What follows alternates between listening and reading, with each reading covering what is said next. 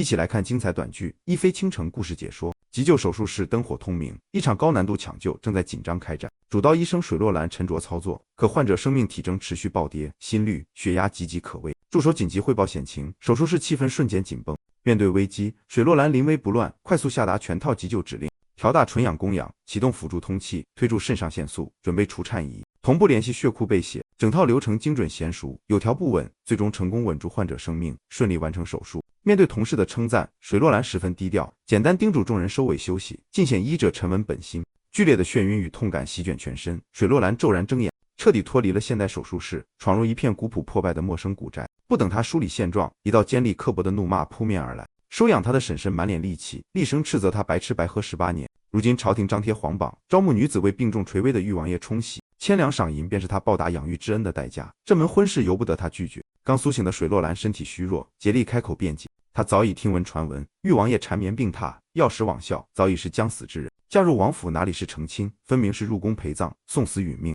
婶婶全然不听他的辩解，见他胆敢顶嘴，怒火中烧，扬手就要动手惩戒。这一刻，现代顶尖医学天才水洛兰彻底清醒，他已然穿越异世，附身到这位同名同姓、身世孤苦、受尽搓磨的少女身上。前世的她站在医学界顶端，风光无限，备受敬重；穿越后却沦为任人拿捏的卑微孤女，巨大的落差让她满心唏嘘。绝境之中，她意外发现自己的专属医用工具箱竟随她一同穿越，完好无损，功能齐全。这份专属金手指成为了她在陌生异世立足求生的最大底气。屋外传来温和的呼唤，是家中唯一真心待她的叔叔。一早发现水洛兰失踪，他便四处奔波寻找，最终在河边找到了衣衫湿透、狼狈不堪的他。看着满身狼狈的养女，叔叔满心担忧，连忙询问缘由。水洛兰顺着原主记忆轻声回应，称自己想来河边捕鱼，一无所获，还不慎落水。叔叔满心心疼，柔声安抚他不必冒险，往后想吃时自有他操劳，还悄悄叮嘱他回家后不必理会婶婶的恶言恶语，有他护着，无人能欺辱他。二人刚进门，婶婶便气势汹汹冲上前，当众痛斥水洛兰。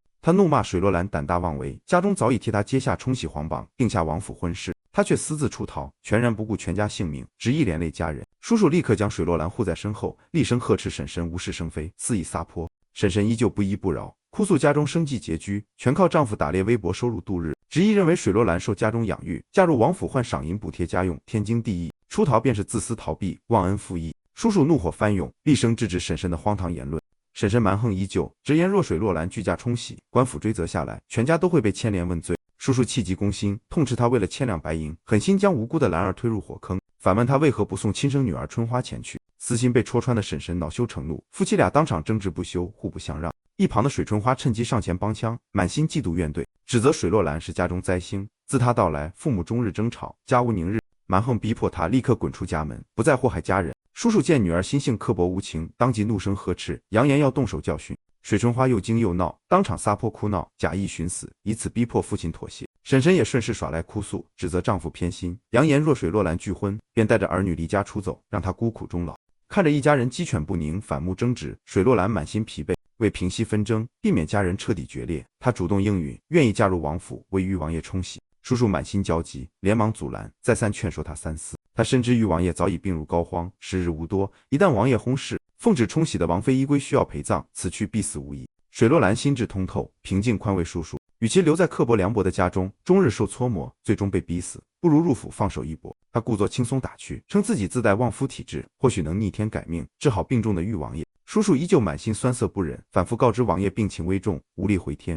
水洛兰再三安抚，表明自己心甘情愿，入府为妃亦是一场机缘。看着懂事隐忍的水洛兰，叔叔满心愧疚亏欠，他取出一方老旧手帕递给她，这是当年捡到襁褓中的原主时唯一留存的信物。岁月流转，其余信物尽数遗失，唯有此方手帕留存至今。叔叔自责能力有限，委屈了他18年。离别之际，叔叔红了眼眶，万般不舍。水洛兰强压酸涩，叮嘱叔叔保重身体，随后转身踏上了去往王府的路途。赶路途中，水洛兰发现了金手指的逆天奥秘。昨日刚用过的药香药水，今日竟尽数重置，满瓶如初，完好恢复未使用状态。他瞬间明晰，随身医用工具箱拥有无限重置功能。有了这份逆天保障，凶险的冲洗陪葬之路瞬间变成了他一时求生、逆天改命的契机。抵达王府大门，守门下人见他衣着朴素，乡野出身，满脸鄙夷嫌弃，纷纷出言驱赶，认为他粗鄙土气，不配踏入尊贵王府。随行的婶婶厉声呵斥，点名她是奉旨冲洗的未来王妃。下人瞬间收敛嚣张气焰，恭敬放行。下人私下窃语，皆认为玉王爷命不久矣。这乡野女子即便成了王妃，最终也难逃陪葬惨死的结局。进入王府后，常贵妃亲自出面接见，婶婶跪地讨好，假意哭诉骨肉分离的不舍，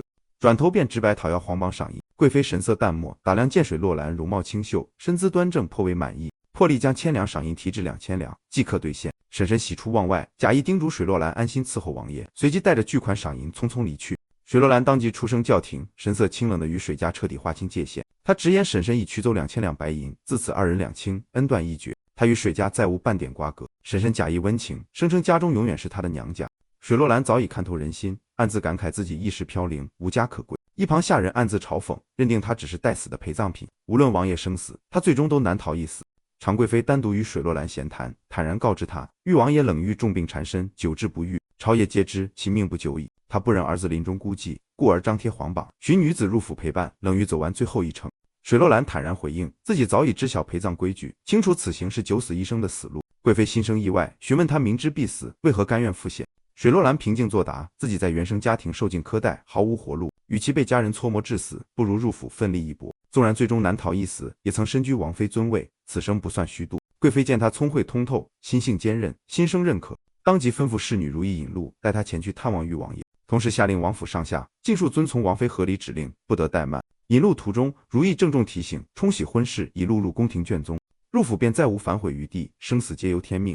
水落兰神色淡然，直言自己思虑周全，绝不后悔。踏入寝殿，他终于见到了传闻中的玉王爷冷玉。他浑身伤痕，肌肤溃烂，满目疮痍，虚弱奄奄，气若游丝，状态凄惨至极。见王爷被下人怠慢至此，水落兰面露愠色，当场质问下人为何苛待主上。一众下人态度傲慢，敷衍搪塞，借口府中人手紧缺，将王爷所有饮食起居、琐事杂物尽数推及水落兰亲自打理。更有下人直白坦言，因王爷病重难治，时日无多，无人愿意伺候，这份苦差事才落到无权无势、出身卑微的他身上。众人还直言，贵妃早已备好王爷后事，全府上下皆默认王爷将逝，王妃陪葬。随后尽数退下，刻意留他独自照料病危王爷。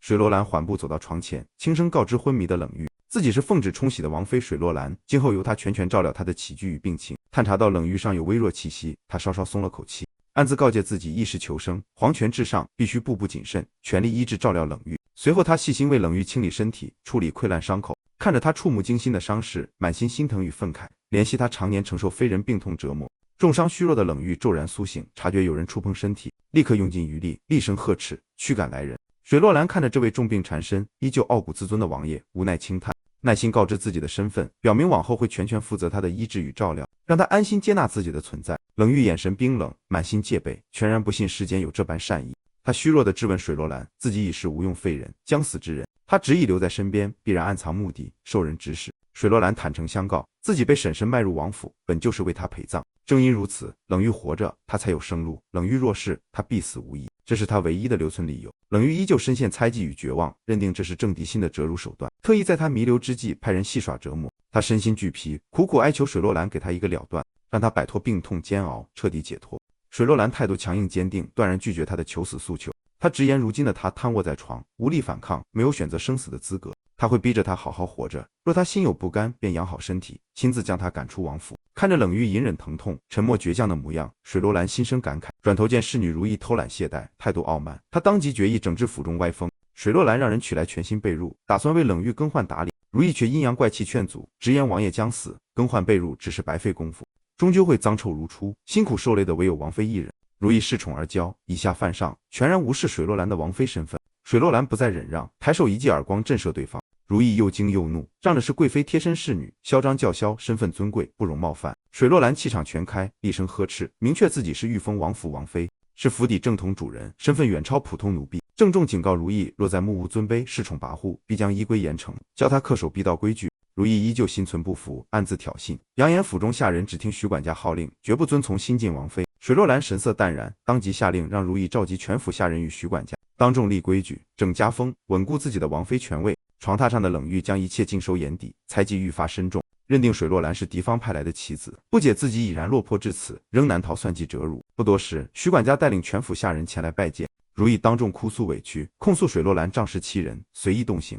一众下人纷纷附和嘲讽，直言水落兰只是待死的陪葬品，无权执掌王府，规制众人。水落兰清冷扫视全场，直言王府如今尊卑颠倒，规矩尽失，皆是下人恃宠骄纵，藐视主上所致。一名下人愈发嚣张，当众嘲讽水洛兰出身低微，无权无势，就连贪窝的王爷平日里都要仰仗下人脸色。水洛兰手持长鞭，厉声放话，自己本是陪葬之人，无所畏惧。今后但凡有人藐视王妃，不守规矩，肆意挑衅，他手中长鞭绝不留情。强悍气场瞬间震慑全场，一众下人纷纷收敛嚣张，俯首遵从规矩。水洛兰顺势立威掌权，吩咐徐管家限期10日，梳理王府所有账目，整理成册，交由自己核查。他假意温和，表示愿替徐管家分担府中琐事，实则逐步收回管家权。徐管家面露难色，刻意推脱。水洛兰态度坚决，定下限期，不容推诿。他心中明晰，自己初入王府，根基未稳，不宜彻底撼动旧人根基，只能循序渐进，稳步掌权。此时下人匆匆通报，太子与武王爷冷夕到访王府。水洛兰瞬间心生警惕，深知太子素来与冷玉不和，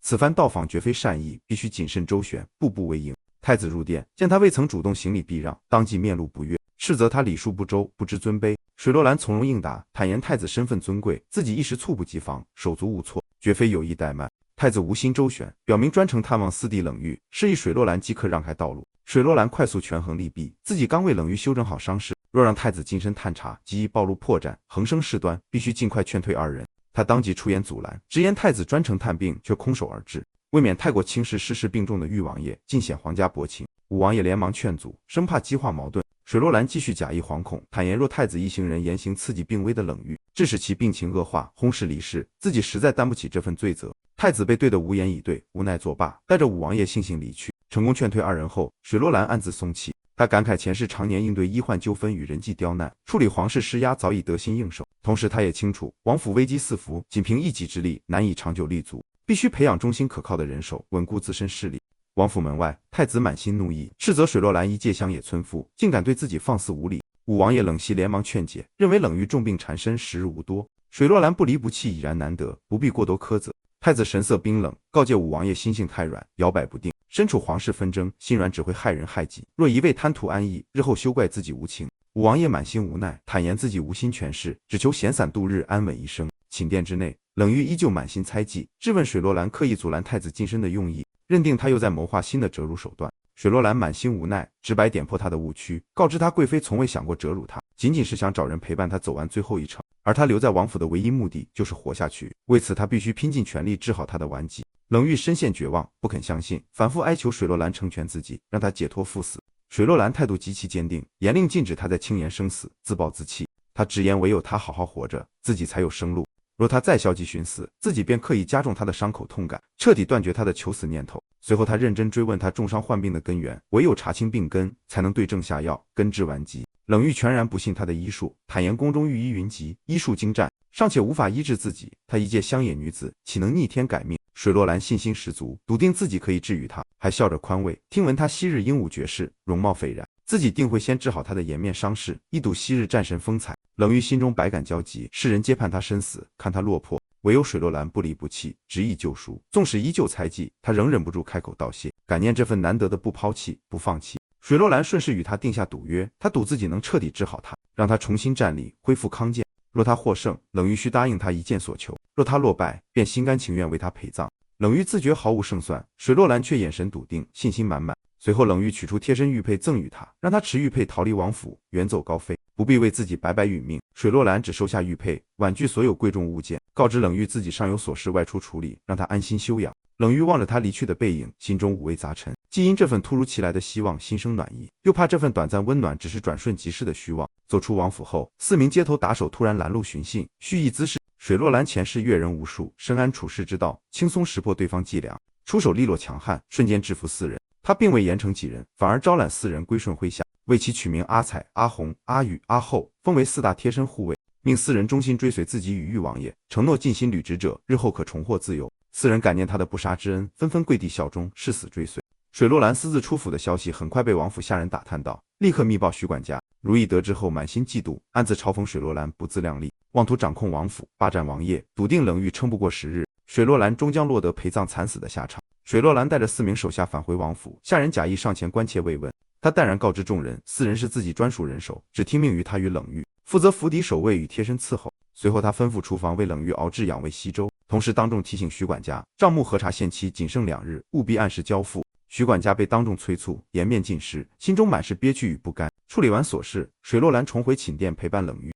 冷玉满心疑惑，轻声询问他已然脱身自由，为何不趁机逃离这座牢笼。水洛兰笑着调侃，未曾亲眼见他恢复绝世容颜，自己绝不轻易离开。冷玉看着满身伤痕、憔悴破败的自己，满心自卑，自认早已容貌尽毁，不复当年。